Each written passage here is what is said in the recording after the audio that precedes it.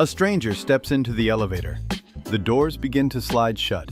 And before they've said a single word, before you know one thing about them, their name, their job, their character, anything, your brain has already filed them. Safe or not safe. Trustworthy or something to keep an eye on. You didn't decide it just happened, instantly, the moment their face hit your eyes. We like to believe that trust is something people earn, that we judge others by their actions, their words, what they actually do over time. And sometimes we do. But long before any of that, in a flash you're not even aware of, your brain has already made a verdict, based on nothing but a face. And that hidden verdict then quietly steers everything that follows, coloring how you hear their words, how you read their actions, whether you lean in or pull away. All from a snap decision you never consciously made and would struggle to explain if asked. This is the psychology of the trustworthy face. The split-second, automatic, almost completely unconscious judgment your brain makes about whether to trust a person before they've earned or lost a thing. And here's the unsettling part. That judgment feels like intuition, like insight, like your gut reading something real about the person in front of you. It is not. It's a reflex, fired by an ancient system, based on cues that have almost nothing to do with whether the person is actually trustworthy. And it runs a shocking amount of your life. Who you hire, who you believe, who you vote for, who you fall in love with, and, in some rooms, who walks free and who does not. By the end of this, you're going to understand exactly how fast this judgment happens, what it's actually based on, and here's the part that should genuinely disturb you. Why the people we instinctively trust are no more honest than anyone else. Why some of the most dangerous people on earth have the most trustworthy faces.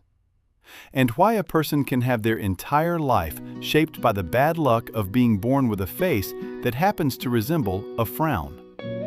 So let's start with the speed, because it's almost impossible to believe. How long do you think it takes to decide whether you trust someone's face? A few seconds, maybe? Long enough to size them up? The actual answer, from the research, is about 1/10 of a second. 1/10 of 1 second. That's faster than you can consciously recognize what you're looking at. In experiments, people shown a face for just a fraction of a second formed a judgment of its trustworthiness. And when other people were given as much time as they wanted to study the same face, they came to essentially the same verdict. The extra time didn't change the judgment. It just made people more confident in the one they'd already made in 1/10 of a second. Which means all the careful observation you think you're doing when you size someone up is, in a sense, theater. Your mind gathering reasons to justify a conclusion it reached before you'd even focused your eyes. Sit with that. Your assessment of whether to trust a person is essentially complete before you've had a single conscious thought about them.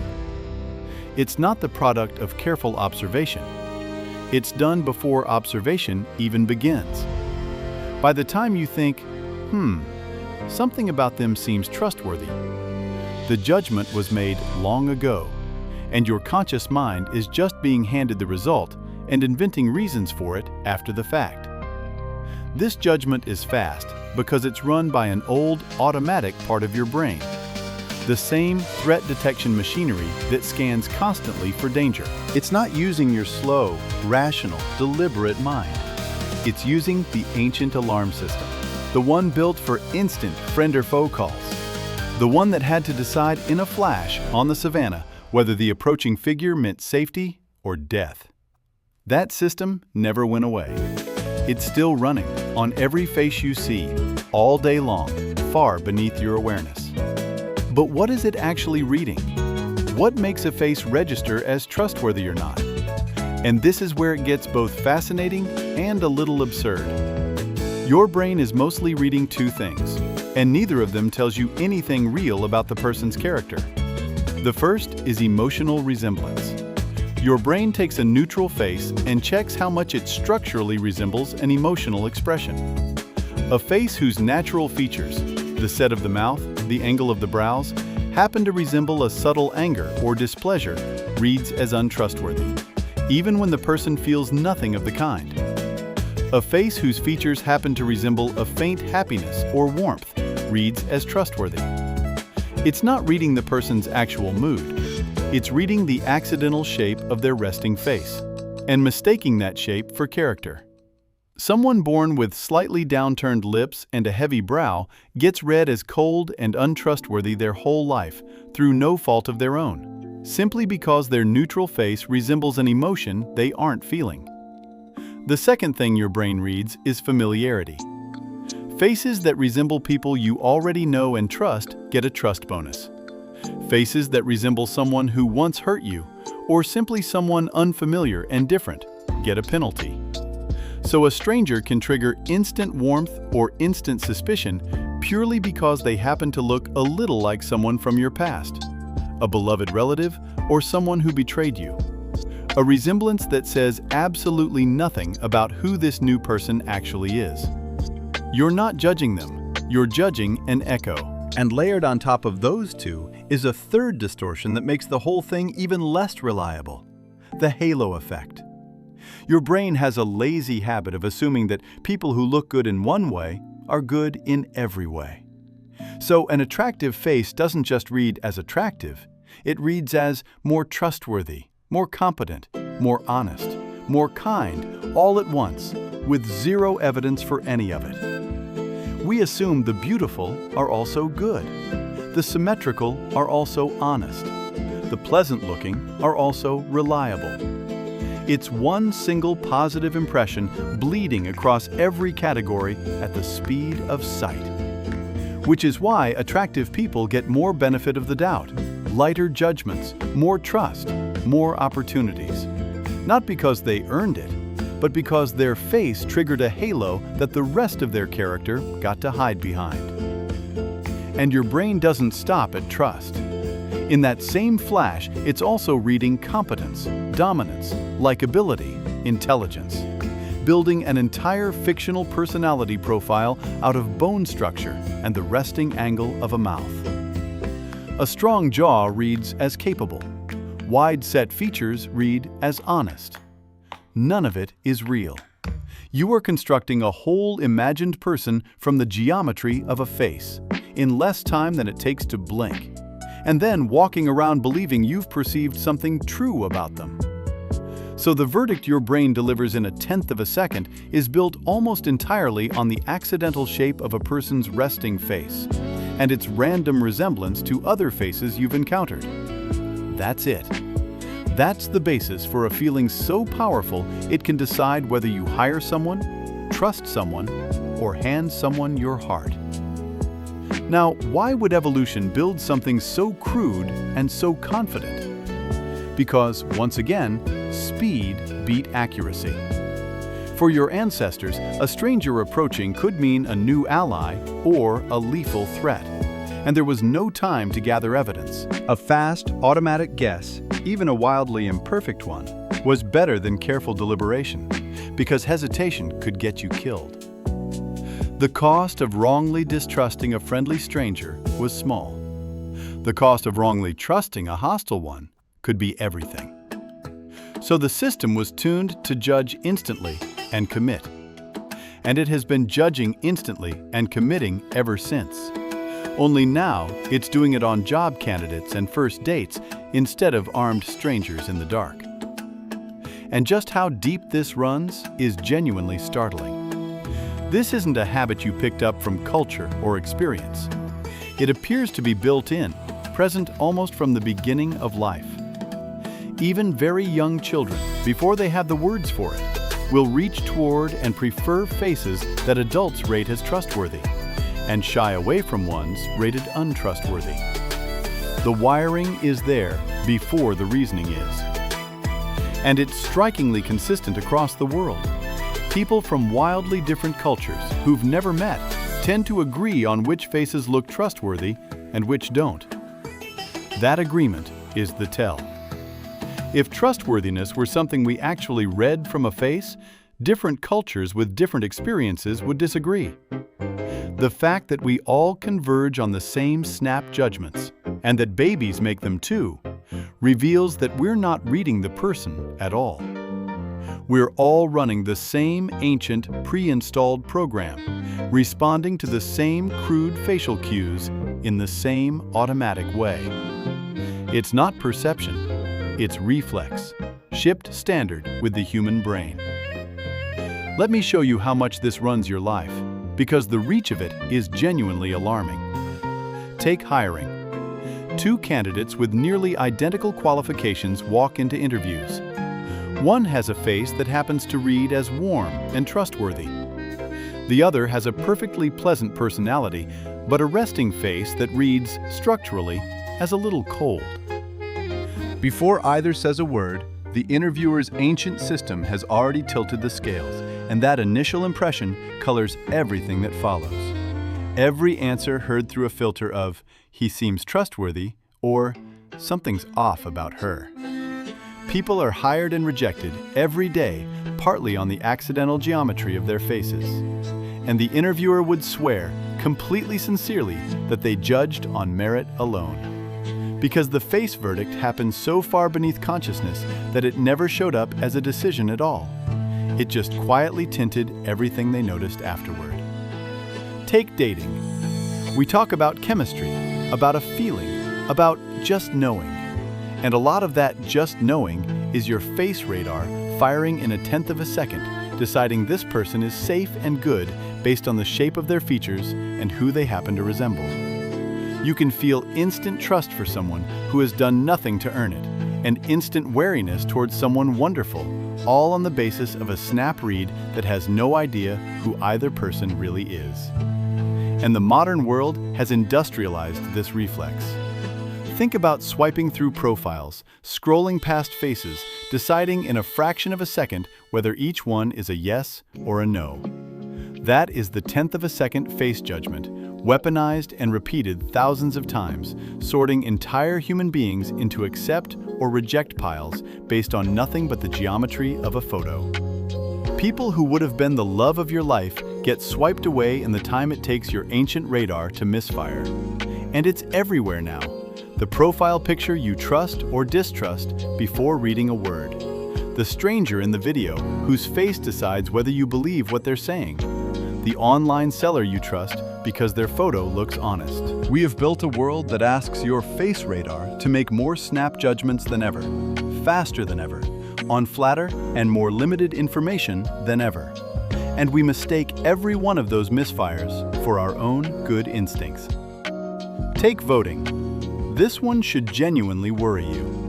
Studies have found that people's snap judgments of a candidate's face, how competent and trustworthy they look in a flash, can predict election outcomes at rates far above chance. People are, in part, voting for faces, choosing leaders with real power over real lives, partly on the basis of the same 1/10 of a second facial reflex that judges a stranger in an elevator. The face that looks trustworthy gets the vote, whether or not the person behind it is. And take the most chilling one of all.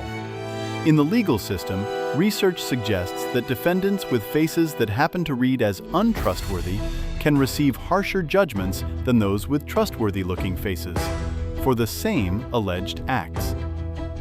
Think about what that means. A person's freedom, partly influenced by the accidental shape of their resting face. Justice, which is supposed to be blind, quietly peeking at the geometry of a face and tilting the scales. The ancient reflex doesn't stay in the elevator. It walks into the courtroom, sits on the jury, and helps decide whether a stranger goes home or goes to prison. All while everyone in the room sincerely believes they're judging the evidence and nothing else. Every one of these is the same thing. A judgment made in 1/10 of a second based on facial cues that reveal nothing about character, treated as if it were real insight and acted upon with enormous consequences. And the judgment doesn't just sit there. It actively rewrites everything that comes after, which is what makes it so hard to escape. Once your brain has decided a face is trustworthy, It filters all subsequent evidence through that lens. The person does something ambiguous, and you interpret it charitably, because you already trust them. They make a mistake, and you assume good intentions. You give them the benefit of the doubt at every turn, because your snap judgment set the frame, and now everything fits the frame. And the reverse is brutal. Once a face reads as untrustworthy, the same ambiguous behavior gets read as suspicious. The same mistake gets read as malice. And the person can almost never climb out, because every neutral thing they do is being interpreted as confirmation of the verdict your brain already reached in 1/10 of a second. This is how a snap judgment becomes a self-fulfilling prophecy. You distrust a face, so you treat the person with coldness and suspicion. So they respond with guardedness and discomfort, which you then read as proof that you were right to distrust them. You never gave them a fair chance, but it feels like they earned your suspicion because your own behavior pulled the very reaction out of them that confirms the story. The 1/10 of a second verdict doesn't just misjudge people. It quietly manufactures the evidence for its own correctness. Which brings us to the twist, and it's the one that should change how you trust forever. The trust you feel when you look at a face has almost nothing to do with whether that person is actually trustworthy. The two are barely related. Your gut feeling about someone's face is real. You really do feel it, but it is not insight. It's a reflex, reading the wrong information, and it is wrong constantly. Trustworthy-looking people are not more honest. Untrustworthy-looking people are not more dishonest. The face and the character are two separate things, and your brain has spent your whole life confusing one for the other. And here's where it gets genuinely dangerous. If the most effective way to gain someone's trust is to have a trustworthy-looking face, and trustworthy-looking faces are no more honest than any other, then the people best positioned to deceive you are dishonest people who happen to look trustworthy. And they exist. The most successful con artists, manipulators, and predators very often have warm, open, trustworthy faces, because that face is exactly what disarms the people they target. We hand our trust, our money, our hearts, sometimes our safety, to people whose only real qualification was the lucky accident of a face that tripped our ancient radar the right way. The reassuring face is not evidence of a good heart. Sometimes it's the perfect camouflage for a bad one. Think about how the most effective scams actually work. The con artist who cleans out a whole community's savings is almost never a shifty-eyed, suspicious-looking figure, because that person would never get a foot in the door. The successful one has a warm, open, trustworthy face and an easy smile. And that face does 90% of the work before they've said anything. People look at them and feel instantly, he seems so genuine. There's just something honest about him. And that something is nothing more than the accidental geometry of a face hitting an ancient reflex. The victims aren't foolish. They're running the same face radar everyone runs.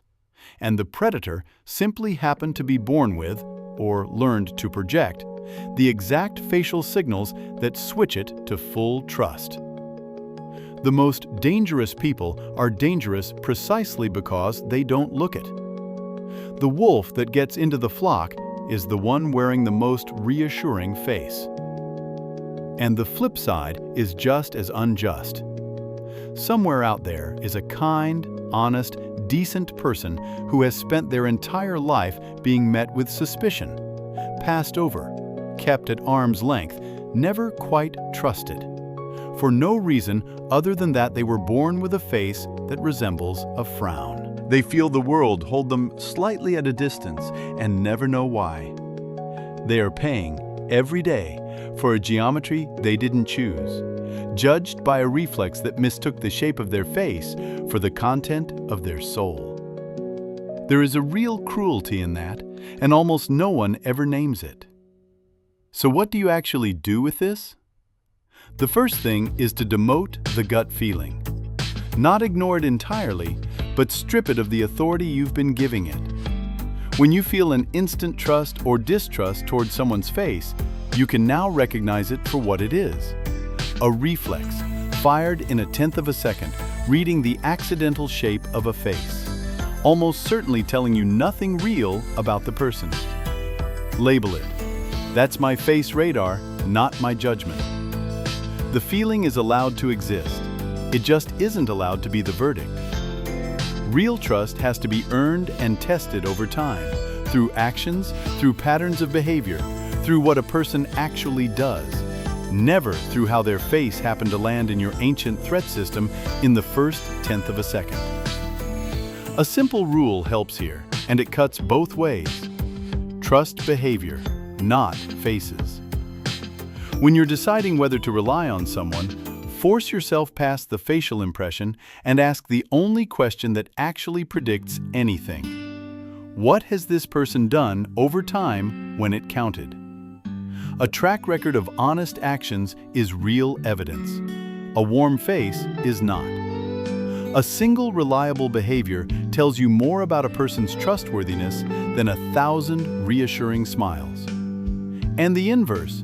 Give the cold-faced, unsettling-seeming person enough time for their behavior to speak, and let that behavior, not their bone structure, write the verdict.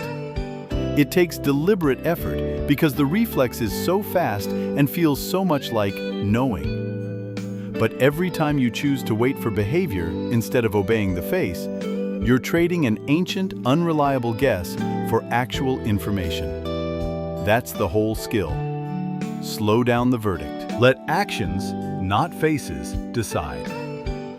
The second thing is to watch yourself most carefully, precisely when a face charms you. Because the trustworthy face is exactly where your guard drops, and that's where you're most exploitable. When you find yourself instantly, deeply trusting someone you've just met, handing them belief, money, or vulnerability before they've earned any of it, that's the moment to slow down, not speed up. Not because warm faces are bad, but because your radar's confidence in a warm face is precisely the weakness a skilled manipulator is built to exploit. The deeper the instant trust, the more worth asking, what has this person actually done to earn this? Versus, what is their face doing to my ancient alarm system? And the third thing is the kindest. Extend some grace to the faces your radar dislikes, including, possibly, your own. The quiet person who seems cold, the one with the resting frown, the stranger who pinged your suspicion for no reason you could name. Give them the chance your reflex didn't. They may be the warmest, most honest person you'll ever meet, wearing a face their reflex radar judged for them before they could say a word. And if you're someone who spent your life feeling vaguely distrusted, met with a coolness you never understood, it may not be anything you did. It may just be the shape of your resting face, tripping an ancient alarm in people who never realized they were judging a frown that wasn't even there.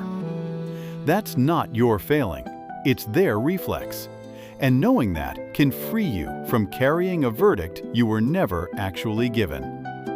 Because here is the truth underneath all of it.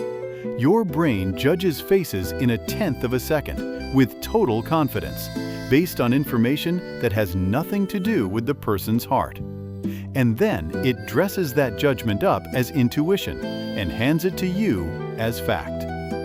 It was a useful trick when a wrong guess could get you killed. Today, it mostly just lets the charming deceive you and the unlucky get condemned, while you mistake an ancient reflex for the truth about a human soul. You can't switch the reflex off, but you can refuse to obey it. You can let people be more than their first 1/10 of a second. And in a world quietly ruled by snap facial judgments, choosing to actually wait and see who someone really is might be one of the fairest, wisest things you ever do. It's worth holding on to how rare and valuable that choice is. Almost everyone, almost all the time, is running on the reflex. Trusting the warm faces, freezing out the cold ones. Never once suspecting that their gut is just geometry. The person who learns to pause that reflex, to give the unsettling face a fair hearing, and to keep their guard up around the charming one, is operating with a kind of clarity most people never reach. You'll trust more wisely. You'll be conned less easily. You'll give honest, unlucky-faced people the chance the world keeps denying them. And you'll stop handing your deepest trust to strangers whose only real credential was a lucky arrangement of features. In a species that decides who to trust in a tenth of a second, becoming a person who decides slowly, on evidence, is a quiet kind of superpower, and a rare act of fairness in a world that rarely bothers. Now here's something to carry into the next one.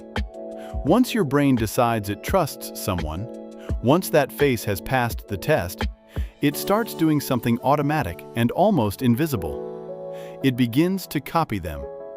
Without any decision on your part, you start to mirror the people you're with. Their posture, their gestures, the words they use, even the rhythm and accent of how they speak. Spend a weekend with someone and you come home sounding faintly like them.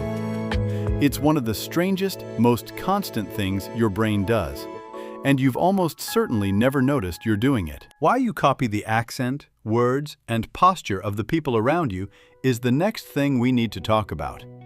For now, I want one honest story.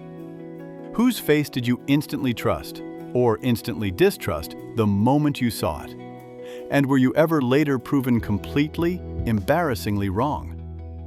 The warm face that turned out to hide something cold.